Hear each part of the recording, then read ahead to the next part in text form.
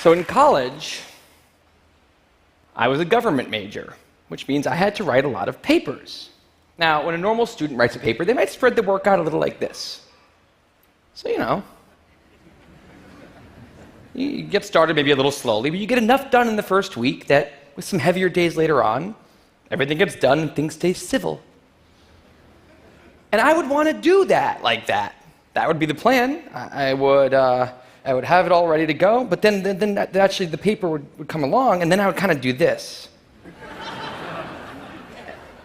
And that would happen every single paper.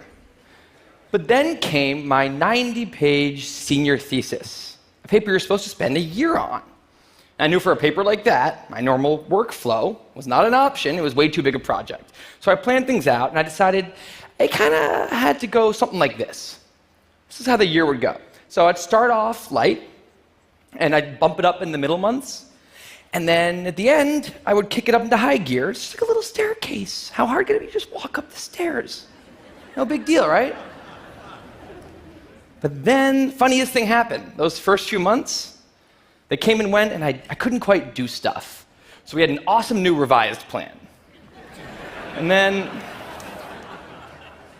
But then those middle months actually went by, and I didn't really write words.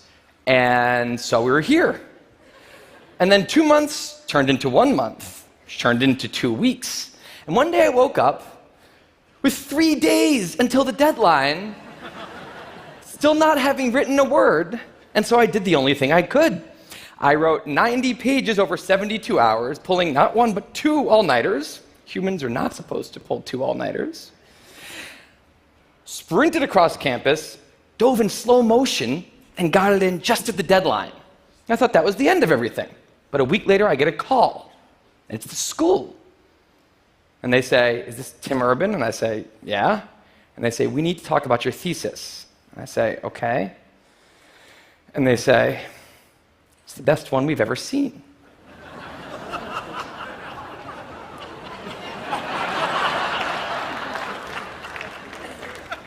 That did not happen. It was a very, very bad thesis. I just wanted to enjoy that one moment when all of you thought, "This guy is amazing." No, it was very, very bad. Anyway, today I'm a writer, blogger guy. I write the blog Wait, But Why?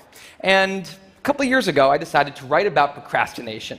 My behavior has always perplexed the non-procrastinators around me, and I wanted to explain to the non-procrastinators of the world what goes on in the heads of procrastinators and why we are the way we are. Now, I had a hypothesis that the brains of procrastinators were actually different than the brains of other people.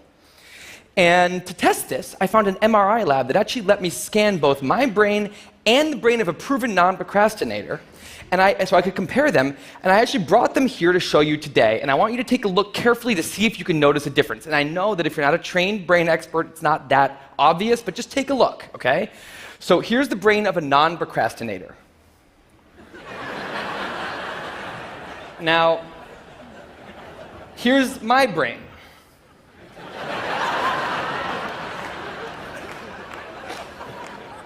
There is a difference.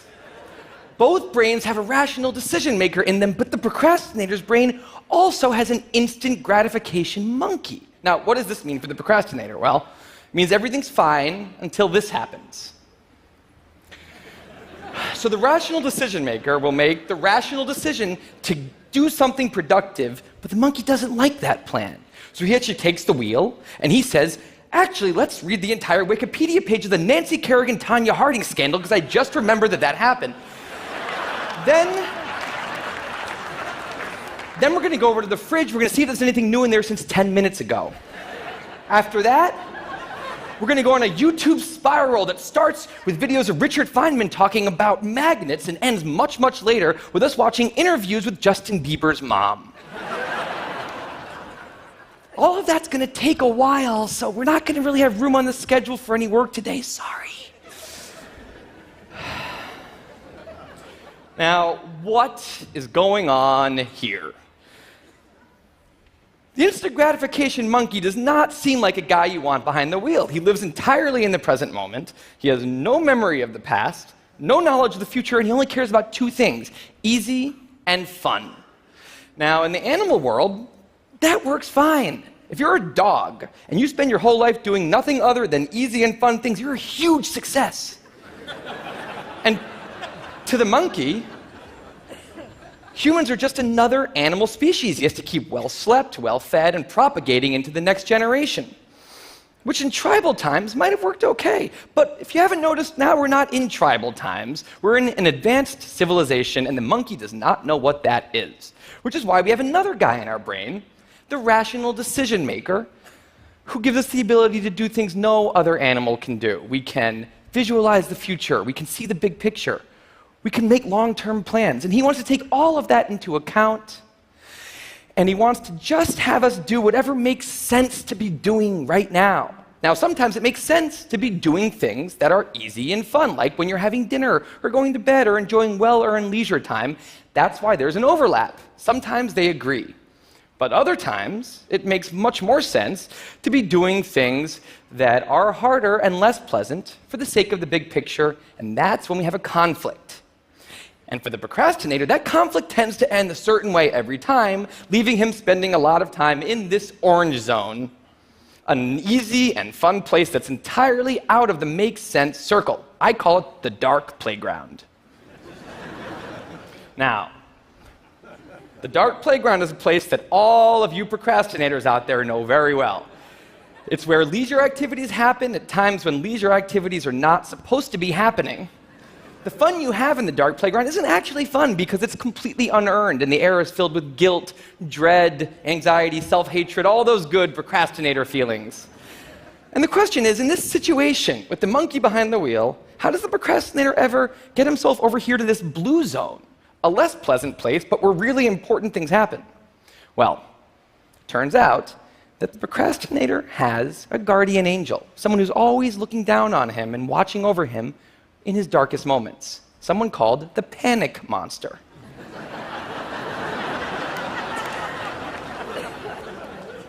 Now, the panic monster is dormant most of the time, but he suddenly wakes up anytime a deadline gets too close or there's danger of public embarrassment, a career disaster, or some other scary consequence. And importantly, he's the only thing that the monkey is terrified of. Now, he became very relevant in my life pretty recently because the people of TED reached out to me about 6 months ago and invited me to do a TED Talk.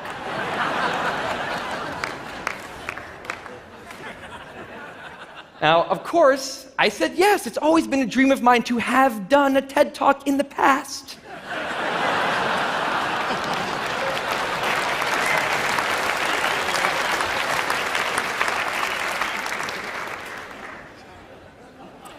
But in the middle of all this excitement, the rational decision maker seemed to have something else in his mind. He was saying, are we clear on what we just accepted? Do we get what's going to be now happening one day in the future? We need to sit down and work on this right now.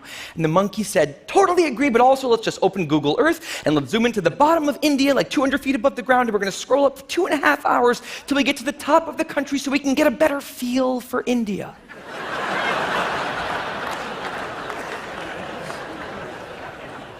So that's what we did that day. As 6 months turned into 4, and then 2, and then 1, the people of TED decided to release the speakers. And I opened up the website, and there was my face staring right back at me, and guess who woke up? So the panic monster starts losing his mind, and a few seconds later, the whole system's in mayhem.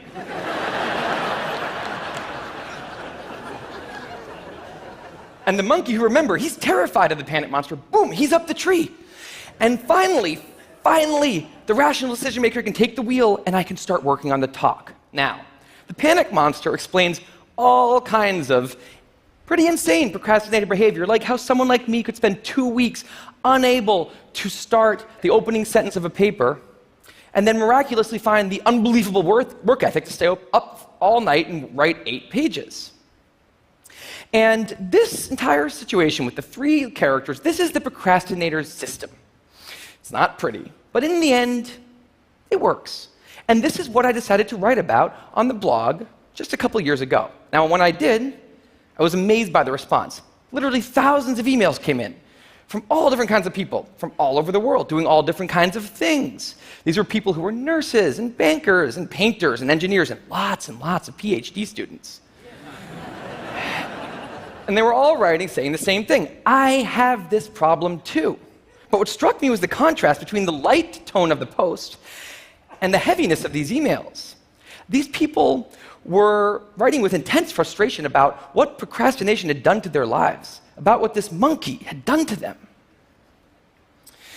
And I thought about this, and I said, well, if the procrastinator system works, then what's going on? Why are all these people in such a dark place? Well, turns out that there's two kinds of procrastination. Everything I've talked about today, the examples I've given, they all have deadlines. And when there's deadlines, the effects of procrastination are contained to the short term because the panic monster gets involved. But there's a second kind of procrastination that happens in situations when there is no deadline. So if you want to have a career where you want to be a self-starter, something in the arts, something entrepreneurial, there's no deadlines on those things at first because nothing's happening at first, not until you've gone out and done the hard work to get some momentum, to get things going. There's also all kinds of important things outside of your career that don't involve any deadlines, like seeing your family or exercising and taking care of your health, working on your relationship or getting out of a relationship that isn't working. Now, if the procrastinator's only mechanism of doing these hard things is the panic monster, that's a problem because in all of these non-deadline situations, the panic monster doesn't show up. He has nothing to wake up for. So the effects of procrastination, they're not contained. They just extend outward forever. And it's this long-term kind of procrastination that's much less visible and much less talked about than the funnier, short-term, deadline-based kind. It's usually suffered quietly and privately. And it can be the source of a huge amount of long-term unhappiness and regrets. And I thought, that's why these people are emailing, and that's why they're in such a bad place. It's not that they're cramming for some project. It's that long-term procrastination has made them feel like a spectator at times in their own lives. The frustration was not that they couldn't achieve their dreams, it's that they weren't even able to start chasing them. So I read these emails, and I had a little bit of an epiphany that I don't think non-procrastinators exist. That's right. I think all of you are procrastinators. Now, you might not all be a mess, like some of us. And some of you may have a healthy relationship with deadlines. But remember, the monkey's sneakiest trick is when the deadlines aren't there. Now, I want to show you one last thing. I call this a life calendar.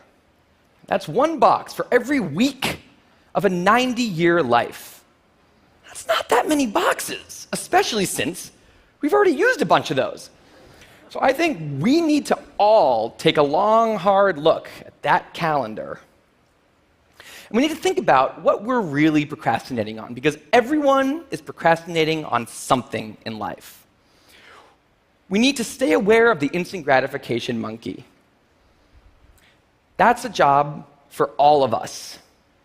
And because there's not that many boxes on there, it's a job that should probably start today. Well, maybe not today, but